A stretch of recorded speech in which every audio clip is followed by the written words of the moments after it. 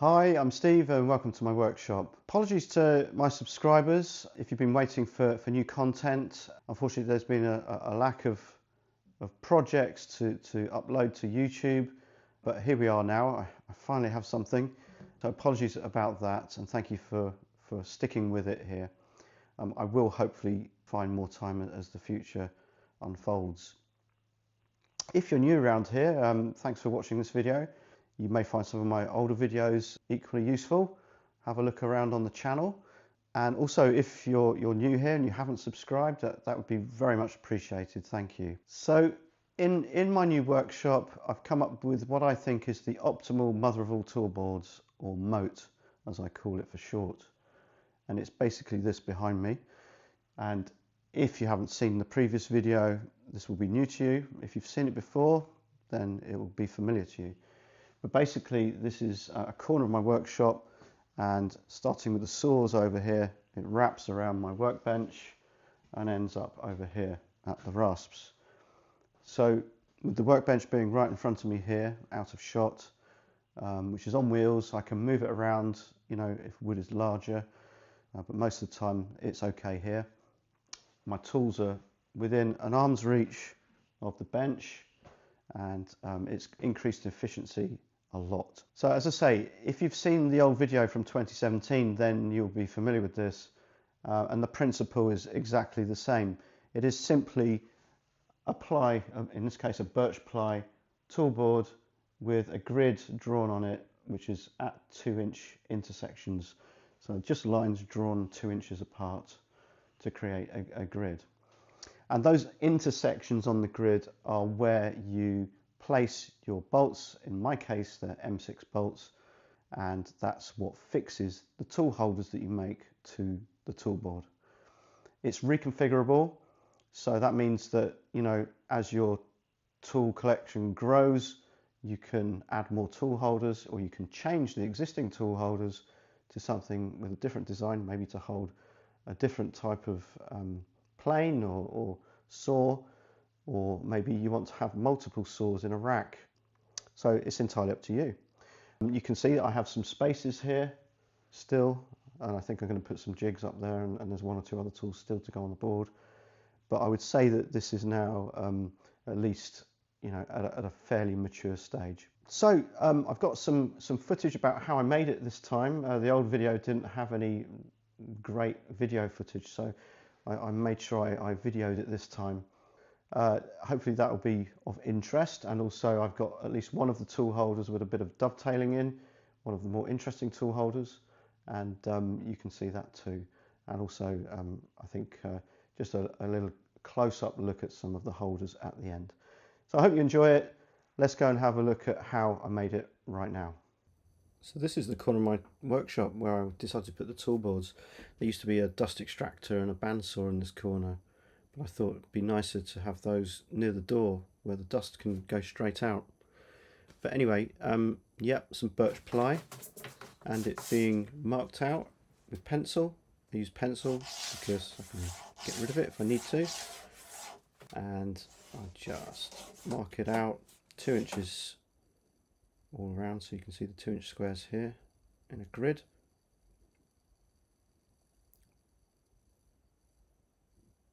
And then I use acrylic sanding sealer just to keep the pencil in place. I use French cleats to hang it on the wall. I'm sure you can find stuff on the internet about French cleats. And here you go. This is the tool wall when it first went up without any tool holders. And here with some of the older tool holders now starting to fill out the space. And trying to decide where these go is quite tricky. I use the walnut offcuts from old projects and I save them. If you're not doing that, you should. And then you can use them for tool holders like this, and they look a lot nicer than a piece of ply. So yeah, here's another one for chisels and other similar tools. And now I'm using just a simple shelf to hold these winding sticks. And there's 2 holes spaced 6 squares apart, or 12 inches apart, which I mark out once I've decided where it goes on the wall. I check for another tool next to it, just to make sure it's in the right place. Stick an awl in, then drill a hole. 11mm in this case for M6 threaded inserts.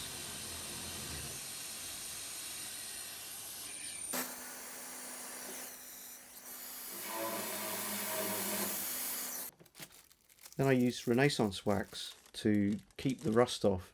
I found that with some of the older inserts that when they've come out of the board they've got rust all over them, which I was quite surprised about. This is happening in my new workshop where I live in a much wetter part of England. So a bit of wax goes a long way, I think, and I hope that these don't get as rusty or hopefully not rusty at all. I'm using a socket set just to drive them in. Use whatever method you like.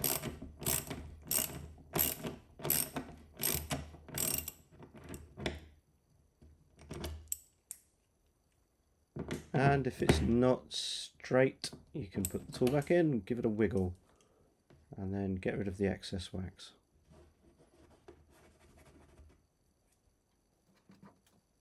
Now for the second hole.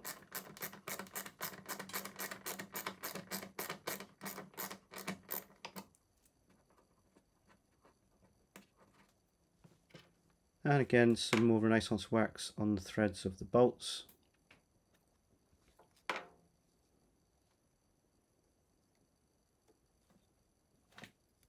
And finally, adding it to the toolboard.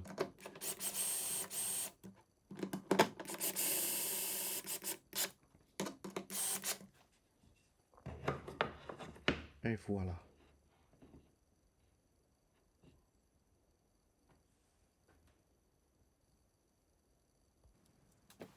For this dowel tool from Lee Nielsen, I've put it into a piece of wood, a piece of oak, and used a keyhole cutter, router cutter, to cut 2 keyholes in the back that are big enough to take the head of an M6 bolt. And then I'm going to use the bolts in the tool wall to hang it on. So in this case, there's not really a tool holder. The tool itself is the holder. There's another way of adding tools to your wall. And then just a couple of bolts screwed in. And then we do an initial test to see if it goes on. Of course, it's quite difficult to find the holes, but you get used to it. You can see it's a bit tight on one side. So let's just loosen it a little bit. There we go. All done.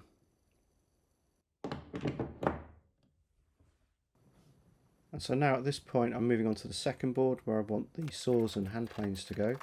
I've got an old piece of furniture, a walnut desk, which had a couple of drawers in it which have been recycled by adding some American hard maple shelves and then turning it into what is basically a couple of shelf units.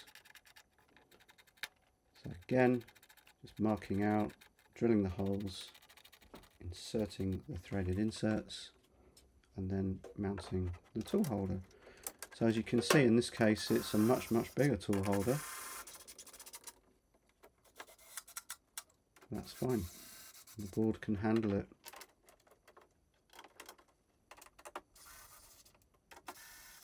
I was going to make tool holders for each and every plane, but of course that's very time consuming, so at least in the short term, if not forever, the hand planes will sit on these shelves. And it's quite good because they're right next to my bench, so as I say, very handy.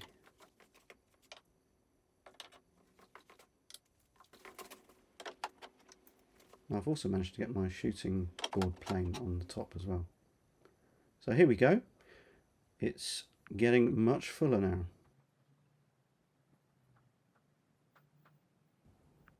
I'm now going to show you how I made the tool holder for this David Barron Tools magnetic dovetail guide.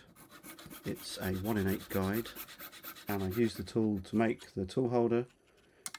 If I was woodworking full time, I'd probably do these by hand, and I'm pretty sure I can. I have done them by hand, and I know I can do it, but with me still with my day job, I don't get to do this every single day, so for me this is a great solution as a hobbyist.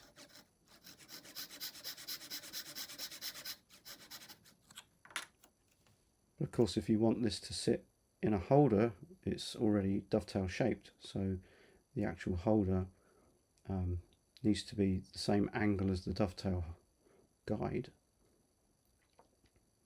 and so these dovetails are at an angle,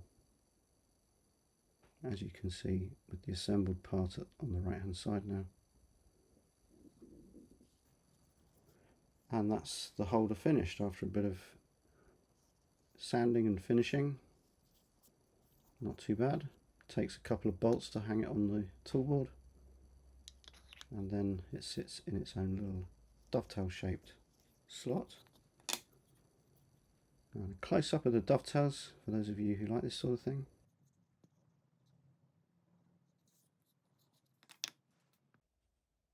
So it's a nice challenge.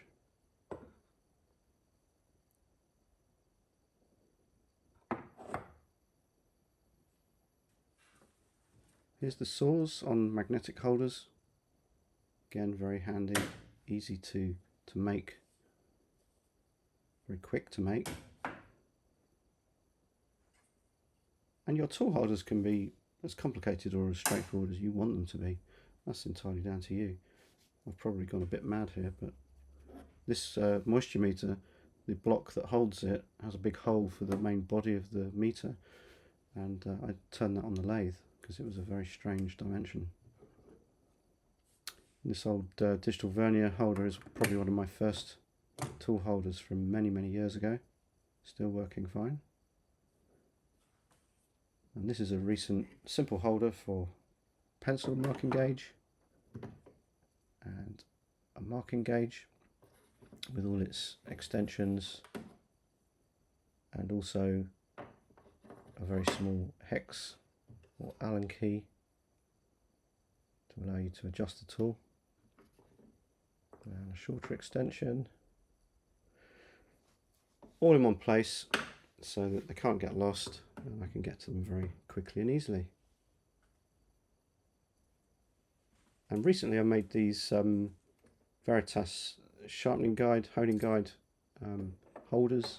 As you can see here, various different options you can get for the sharpening guide, and it's just really nice to have them directly above my sharpening bench. As I say, it's with very little time as a hobbyist in the workshop, I need to be as efficient as possible, and I've probably wasted a lot of time making this, but anyway, you live and learn. So here's the final thing, my number 7 tool holder, and thank you for watching. I hope you enjoyed the short movie about the Moat version 2.0, and hopefully see you in the next video. Bye now.